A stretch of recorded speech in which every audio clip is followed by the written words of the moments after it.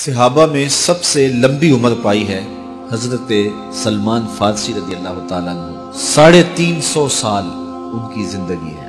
اتنی زندگی صحابہ میں سے کسی کی بھی نہیں ہے جتنی حضرت سلمان فارسی رضی اللہ تعالیٰ عنہ کی ہے۔ بنیادی طور پہ یہ ایک مجوسی کے بیٹے تھے اور بڑے امیر کبیر خاندان سے تعلق رکھتے تھے۔ یہ اپنے باغ میں جاتے تو راستے میں ایک راہب کا کٹیا تھا۔ یہ گزرتے گزرتے اس کے پاس رکنے لگے تو اس کی باتوں میں وحی کا اجالا تھا تو اس کی باتیں اچھی لگنے لگی۔ باپ کو پتہ چلا تو اس نے کہا کہ ہم مجوسی ہیں، آگ کو پوجتے ہیں اور یہ نصرانی ہے، تم اس کے پاس نہ بیٹھا کرو، کہیں تمہارا دین نہ لوٹ لے۔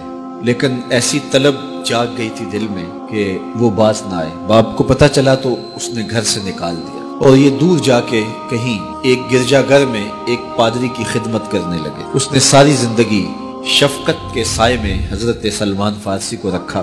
ناز و نعم سے پالا ہوا بیٹا گھر چھوڑ کے حق کی تلاش میں نکل کے اس کے گرجا گھر میں پہنچا تھا۔ جب اس کا آخری وقت آیا تو اس نے بلایا اور بلا کے کہا کہ میں زندگی کی سانسیں پوری کر چکا ہوں، اب میرے انتقال کے لمحے قریب آ گئے۔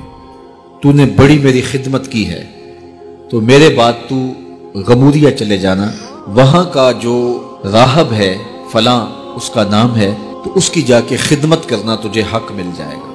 حضرت سلمان فارسی کہتے ہیں کہ میں اس کی تدفین کے بعد غمودیہ چلا گیا اور جو اس نے نشانیاں بتائی تھیں اس نشانیوں کا راہب مجھے مل گیا۔ میں ایک زندگی گزاری اس کے پاس اور اس کی خدمت کرتا رہا اور میں حق کا متلاشی تھا۔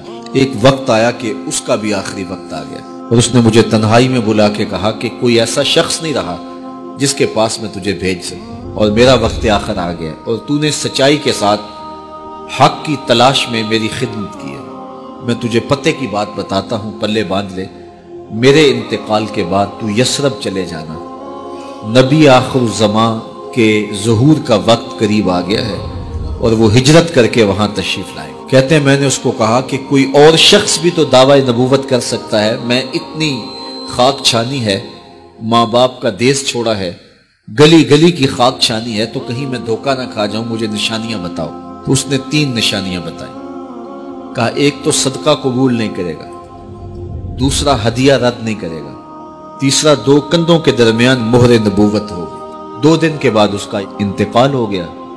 کہتے ہیں میں وہاں سے تدفین کے بعد اٹھا اور یثرب کی جانب روانہ ہوا۔ راستے میں ایک قافلہ تھا اور وہ یثرب ہی جا رہا تھا تو میں ان کے ساتھ شامل ہو گیا کہ میری منزل بھی وہی ہے، لیکن انہوں نے مجھے اکیلا سمجھ کے پکڑ لیا اور غلام بنا لیا۔ لیکن میری خوش قسمتی یہ کہ انہوں نے مجھے بیچا جا کے یثرب میں، اور وہاں ایک یہودی نے مجھے خرید لیا اور اپنے باغ میں کام کاج پہ لگا لیا۔ میں روزانہ ان ہمایوں لمحوں اور ان حسین گھڑیوں کا منتظر تھا جن کے لیے میں نے در در کی خاک چھانی تھی، کبھی عرش پر، کبھی فرش پر، کبھی ان کے در، کبھی در بدر۔ غم عاشقی تیرا شکریہ، میں کہاں کہاں سے گزر گیا۔ کہا ایک دن میں اپنے باغ میں کھجوریں توڑ رہا تھا کہ ہوائیں گیت گانے لگی اور طلع البدر علینا کی صدائیں گونجنے لگیں۔ میں نے جلدی سے چھلانگ لگائی اور بھاگ پڑا۔ میرا آقا سمجھا شاید غلام بھاگ گیا، اس نے دوڑ کے مجھے پکڑ لیا۔ میں نے اس کو کہا میں بھاگا نہیں ہوں، یہ جسم تیرا ہی غلام ہے لیکن دل نوکر کسی اور کا ہے۔ میں کچھ کھجوریں لے گیا اور حضور کی خدمت میں حاضر ہوا اور جا کے میں نے پیش کی اور میری نیت صدقے کی تھی۔ تو میں نے جب پیش کی تو فرمایا ہم نبی ہیں، صدقہ قبول نہیں کرتے۔ کہتے ایک نشانی پوری ہو گئی۔ اب کچھ دیر ڈال کے میں پھر کھجوریں لی اور میری نیت ہدیہ کی تھی۔ میں حضور کی خدمت میں جا کے پیش کی تو حضور نے قبول فرماتے ہوئے کہا ہم ہدیہ قبول کر لیتے۔ کہا 2 نشانیاں پوری ہو گئی، اب تیسری نشانی رہتی تھی۔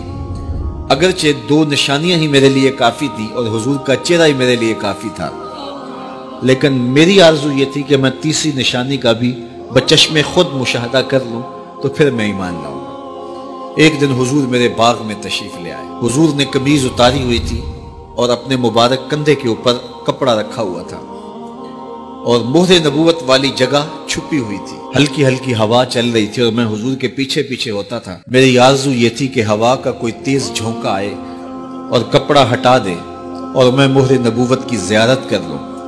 حضور میرے ارادہ قلب سے آگاہ ہوئے، فَأَلْقَى إِلَيَّ رِدَاءَهُ، हुजूर ने अपने कंधे से चादर उतार के मेरी जानब फेंकी, फिर अपने रुख को फेर के मेरी जानब अपनी पुश्त मुबारक करते हुए फरमाया, उन्जुर इला मा उमिरता बिही, उस पादरी ने जो बताया था देख ले आके। तो कहते हैं मैंने देखा तो हुजूर के दो कंधों के दरमियान मोहर नबूवत थी। तो मैं दौड़ के लिपट गया और हुजूर के मोहर नबूवत को चूम लिया और मैं हुजूर का गुलाम बन गया। तो लोगों ने कहां कहां इंतजार किए, कितनी सदियां काटी, किस किस दर की गुलामी की। मैं कहा करता हूं मेरे मुकद्दर आपके मुकद्दर। आंख खुली, हमारे वालिद मस्जिद से मौलवी साहब को बुला लाए और उन्होंने कान में आके कहा, मुबारक हो तू हुजूर का गुलाम बन के आया।